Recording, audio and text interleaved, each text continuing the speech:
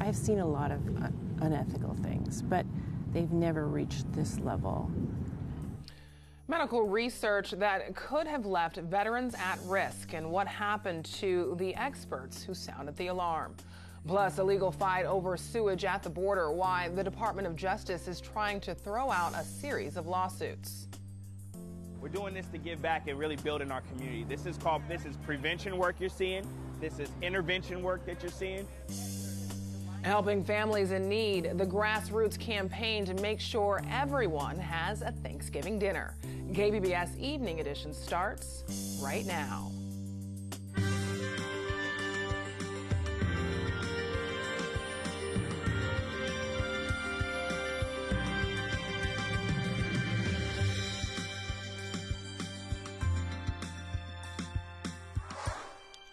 Good evening and thanks for joining us. I'm Ebony Monet.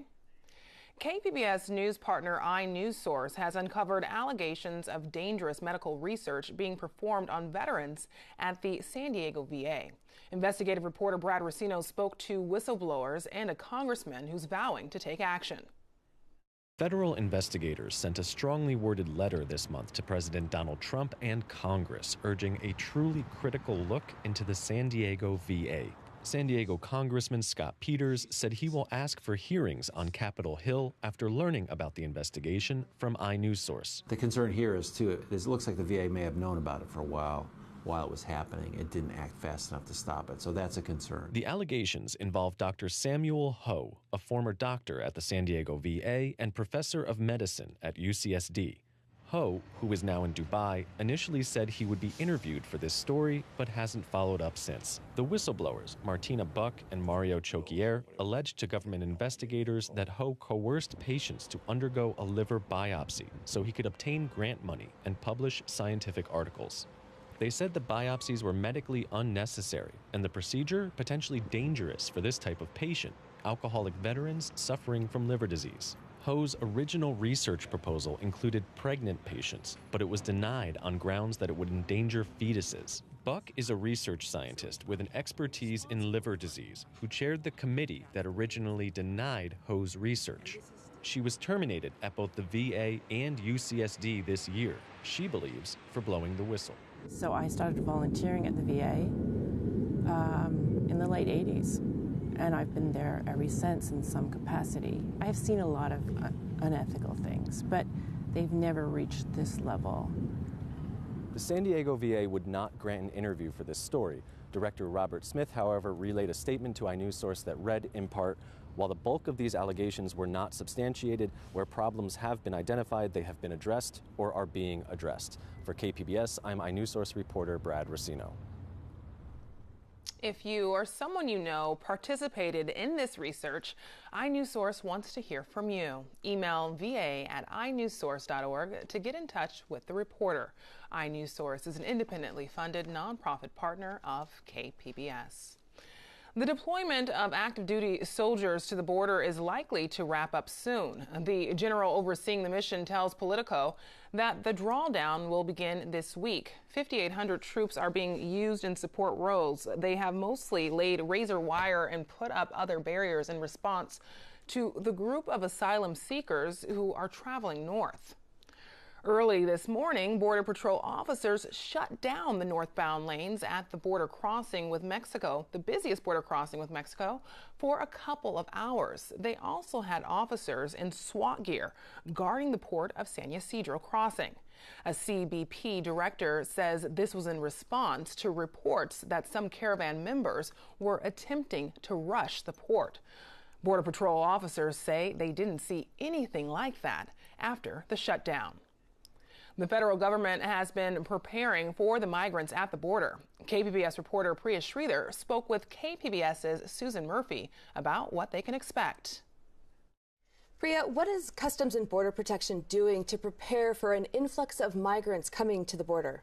Well, Susan, they've already done a number of things in anticipation of this caravan moving towards Tijuana. One of those things is actually shutting down the northbound vehicle lanes on the Mexican side at both the San Ysidro ports and the Otay Mesa ports. Another thing they did in anticipation was conduct vulnerability assessments along the southwestern border from Texas to here in California and figure out exactly where the border could be penetrated, whether they need to put concertina wire or try to fix parts of the wall in places where people might be able to easily cross over. And then they had to prioritize which parts of that do they need to fix first and where is it more likely that migrants could attempt to cross over. They also have agents and officers on standby in case they need additional resources to process that influx of people that you just mentioned that they're expecting to arrive. Okay, and CPB has already announced they're at capacity at the San Ysidro port of entry. How long could wait times be?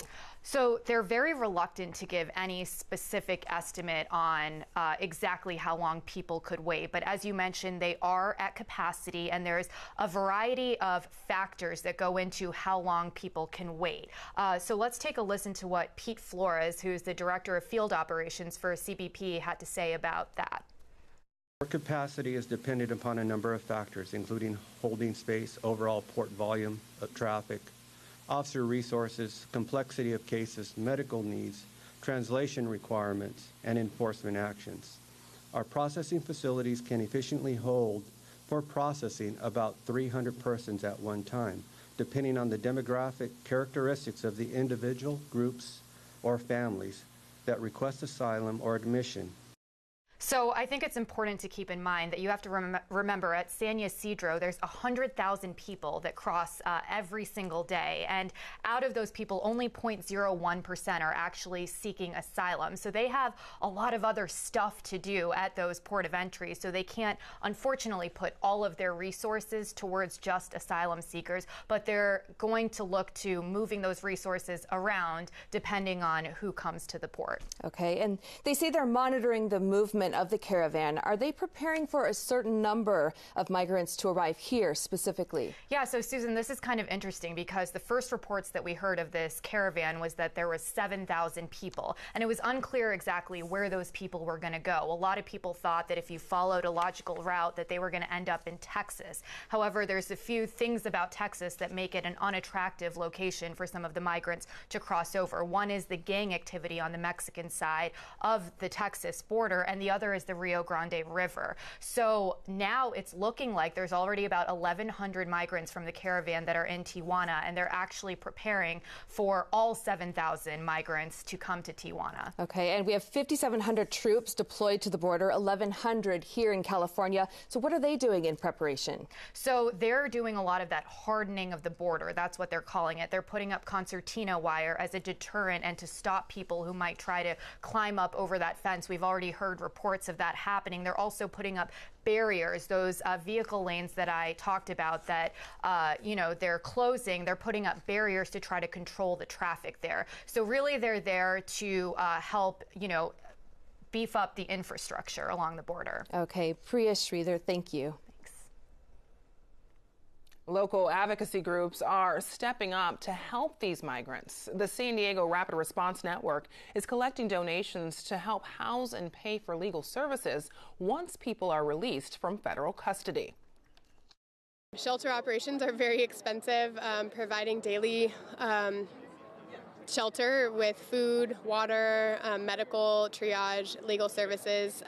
Those are all the supportive services that we're offering to each migrant that comes through the shelter on a daily basis. The Catholic Charities Diocese of San Diego has created a travel fund to help asylum seekers reunite with their families. Our coverage on the migrants at the border continues on air and online at kpbs.org. The federal government was back in court today arguing that the lawsuits asking the U.S. government to fix cross-border sewage flows should be thrown out. KPBS reporter Eric Anderson has details. The Department of Justice is trying for the second time to have 3 cross-border sewage lawsuits thrown out before they get to trial. Imperial Beach, Chula Vista, and the Port of San Diego, along with the state of California and Surfrider Foundation, are suing to stop the toxic flows which foul U.S. waters.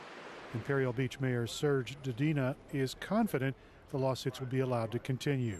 Definitely the facts and the law are on the side of justice, of environmental justice, of Imperial Beach and the port and the city of Chula Vista, the state of California and the Surfrider Foundation.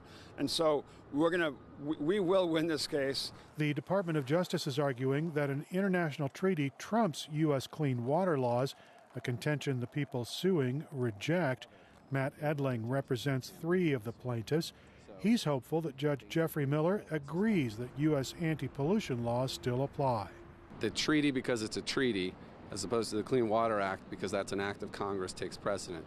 The problem with that argument that we are advancing is that the treaty itself says you have to obey by the domestic laws of the United States, which includes the Clean Water Act. Judge Miller is expected to issue a ruling on the challenge before Christmas. If the suits are allowed to proceed, they could enter the trial phase early next summer. Eric Anderson, KPBS News. Firefighters in Northern California may get some relief from the weather. Rain in the forecast could help the crews on the campfire. More than 1,000 people have been reported missing. At least 77 have been confirmed dead. Hundreds of searchers are going through ash and debris in Paradise before storms can wash away the clues. Some of that area is still smoldering and can't make access to, so it's a very methodical, very time-consuming search, but it's really called what we call a grid search, where pretty much they go down, build grids, and make sure that every inch, and we do that by boxes. There's still a lot of way, as far as percentage, I don't know, but we still have a lot of area to cover. The fire burned more than 150,000 acres. It's at 66% containment. And San Diego is going to get some much-needed rain as well on Thanksgiving Day. Julia Wyden has details in tonight's forecast. It's another dry day in California, but we do have more cloud cover working its way back on into the picture. Now, as we head through these next couple of days, we'll watch as moisture from the west pushes its way onshore, and that is going to lead to the threat for some rain, some very much needed rain. That won't really happen, though, until Thanksgiving Thursday. In the meantime, for tonight, we're looking at temperatures coming down into the 40s and 50s. San Diego 56, Oceanside 46 degrees, and we will have clouds and even some fog in your coastal spots during the overnight. Cloud cover continues to increase in San Diego. Again, your temps will be dropping down to the mid-50s. As we take a look at Tuesday, unfortunately, smoke still lingering off to the north. Around here, we'll have a dry day. Your temperatures very close to what's average for this time of year. Forecast going to be into the upper 60s in San Diego, upper 60s in Oceanside. Chula Vista, 68 degrees. Farther off to the east, your temperatures will be varied depending on location. Borrego Springs, 78 degrees. Mount Laguna topping out at 54. Let's look at that futurecast. We're focusing in on Wednesday and Thursday. Now, Wednesday evening, a lot of folks are going to be out and about trying to get to perhaps a different destination to celebrate the holiday. We don't have any weather-related problems on Wednesday. Wednesday night into Thursday morning, there comes the clouds and then eventually the rain. We'll see that especially off to the north of San Diego for the morning hours. As we go into the afternoon, couple spot showers trying to drift their way eastward, but this system is very moisture starved, so we likely won't have much in the way of wet weather. And then looking forward to the weekend, it's back to that dry weather pattern. Here's your forecast. At the coast will be cloudy. Your temperatures are going to be in the upper 60s at the coast. A few showers passing by Thursday morning. A couple showers inland as well. Temperature getting a little bit cooler for Thursday, high at 65 degrees. Mountainous areas are going to be also seeing a few morning showers. Temperatures in the upper 40s on Thanksgiving. And a look at your forecast in the deserts. Not going to see any of that rain around here. Back to you, Ebony. Technology continues to transform holiday shopping. AP reporter John Moan takes a look at how stores are trying to make it better. In the race for your holiday dollars, insert your card here. It has a chip on it. Big box retailers and small businesses are giving shoppers more reasons and ways to spend their money. There's no doubt that anything that you can do that takes friction out for a customer is a good win. One, The less friction, the easier it is for shoppers like Sylvia Rosas to make a purchase. It gets me to what I want faster. She used a Walmart smartphone app to find gifts for her children in the newly expanded toy section. How you know how much it is, how much can I get it for here online and then on the store. Walmart is betting big on technology this holiday season. Greg Foran, the CEO of Walmart US, gave the AP an exclusive tour of one of its technology-forward stores in Houston and showed just how fast they can restock inventory. Scanning robots help the retail giant keep tabs of what's on or not on its shelves in real time. Foran says this helps put employees in front of customers, so they can pay directly and skip lines. And if that's too much of a hassle, there are pickup kiosks. They're going to want you to be able to provide an experience for them which is completely seamless. And at times they're going to come to the store to shop, other times they're going to order online. The same strategy applies for this small business owner. Just all sorts of fun stuff that locals and tourists love to buy. Beatrix Bell is trying to provide her customers the in-store and online experience. When you go to a e-commerce website that is managed by the actual artist, you are getting personalized service, just as if you'd come into the gift shop and buy it in real life. The New Orleans jewelry designer geared up for the holidays over the summer by stocking up on inventory. Amazon's taking a cut from everyone, and you just have to be creative and think outside of the box and come up with new ways to reach customers. Creativity and convenience. And I'm excited to be standing here with you and just seeing how many customers are actually in our aisle down here shopping. Something both small and big retailers know they need for a successful holiday season. John Moan, Associated Press, Houston. I'm Judy Woodruff. Tonight on the NewsHour, a frantic search continues for the nearly 1,000 people still counted as missing in Northern California. Coming up at 7 after Evening Edition on KPBS.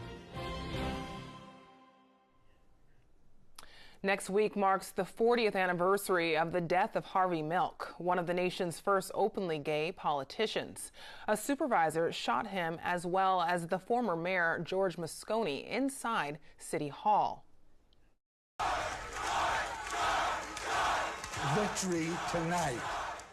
It is the beginning of our campaign, the beginning of a very long road forward.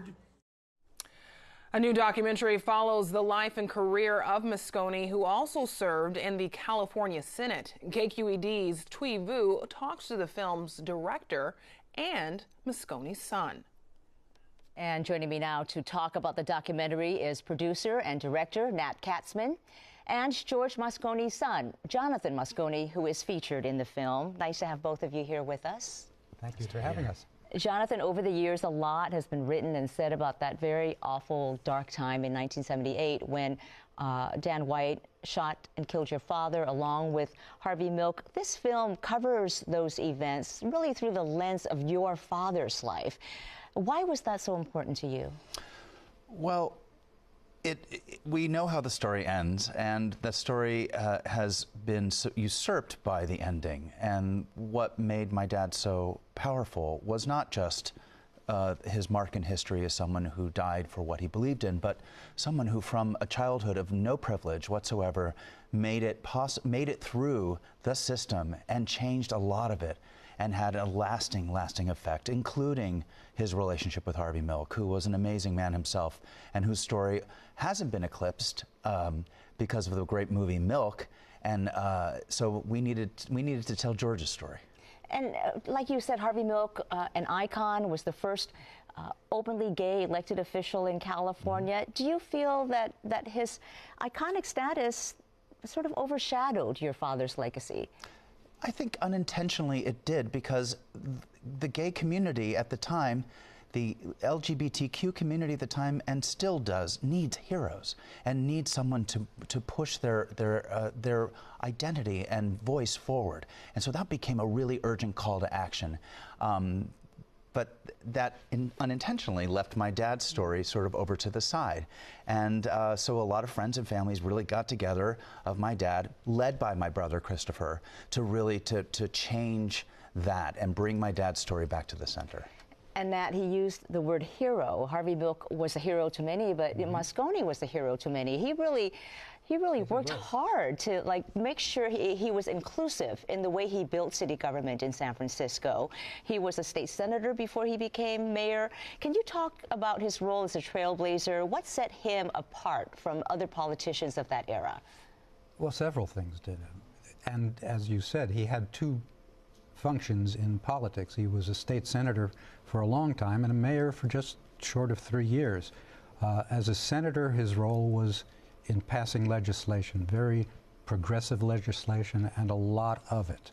And that's an important part of his legacy that we San Franciscans sometimes overlook because he was the mayor. And when you see the mayor, that's an executive who runs a place. Well, as senator, he supported bilingual education. He supported California's school lunch program. He helped to overturn the state sodomy statute. He did a lot of important things. And he also did a lot of things. One of our interns made a reference to this.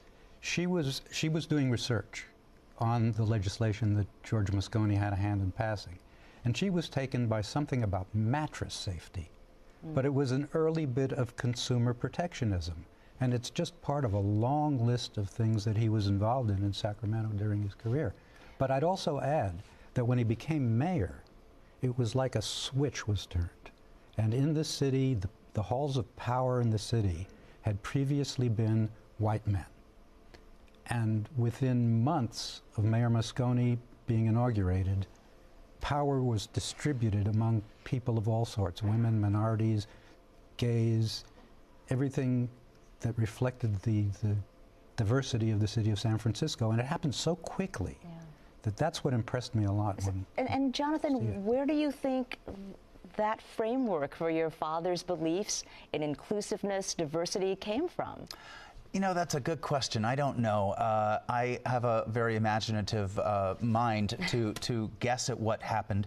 He was raised by a single woman, and I think he even talked about how his mother really struggled very hard to make it and to be respected for the work that she did, to be paid for the work that she did. He grew up on the streets. He was a basketball player, so he knew the neighborhoods all across the city and was a great level playing field, the basketball court. And I think his father was a prison guard at San Quentin, and I think he just saw the world. And he was, like sometimes people wonder, how did Shakespeare write everything? He was a creative person who saw the world and saw that he could change it. And he had a capacity to talk to people across the aisle, across the street, and across the political spectrum, and get them to really listen to what he had to say. He had power, and he built his privilege, and he used it for good.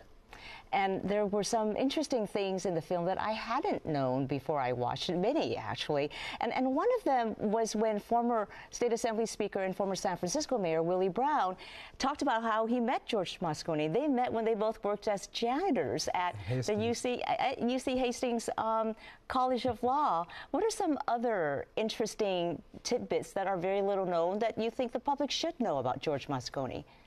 Well, it's hinted at because it wasn't a point of emphasis in the program, but I became fascinated by how he could be someone who crossed the aisle. And in the context of current politics, a man who had friends in the Republican Party, who could make deals, who got Ronald Reagan, the governor, to sign an awful lot of bills that were passed by the legislature in those years. It showed a degree of sophistication and honor, and we had some footage that isn't all in there, but there's a little bit from former Governor George Deukmejian that talks about how they got together even when they were on opposite sides of things. It's a wonderful film. He knew how to work together with people. Jonathan Moscone and Nat Katzman, thanks to you both. Thank you. Thank you.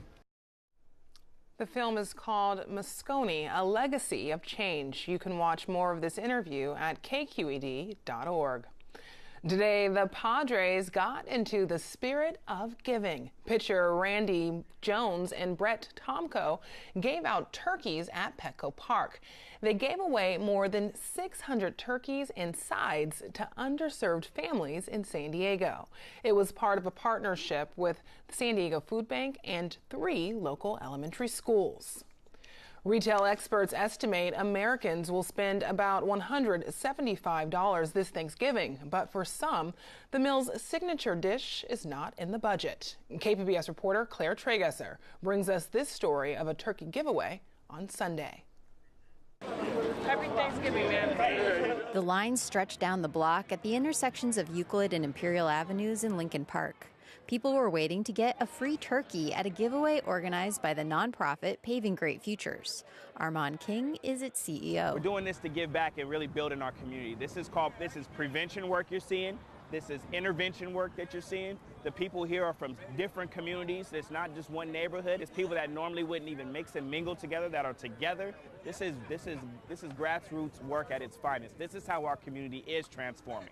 Using a donation from a local law firm, volunteers bought and distributed 500 turkeys. That's double the amount from last year. Happy Thanksgiving. Likewise to you guys, too. On Friday evening, not too far away, another group gathered outside the United Missionary Baptist Church. Pastor Ray Smith says they plan to give out 200 turkeys. I've seen a lot of smiles. I've seen a lot of children who are very happy. I've seen some families come and cry and say, Pastor Smith, thank you. We didn't think we were going to have a Thanksgiving. Smith says they screen families to make sure they're in need. We've been so overlooked and neglected over the years, so now we're trying to take matters in our own hands. The goal, he says, is to feed everyone in the area who needs it within a few years. Claire Tragesser, KPBS News. Now here's a look at what we're working on for tomorrow in the KPBS newsroom on Morning Edition. Bruised feelings after Brexit. The United Kingdom struggles to define itself as it prepares to leave the European Union. And on Midday Edition, documenting hate, a new Frontline documentary on American Nazi. That's tomorrow on KPBS Radio. You can find tonight's stories on our website, kpbs.org/Evening Edition. Thanks for joining us. Have a great night.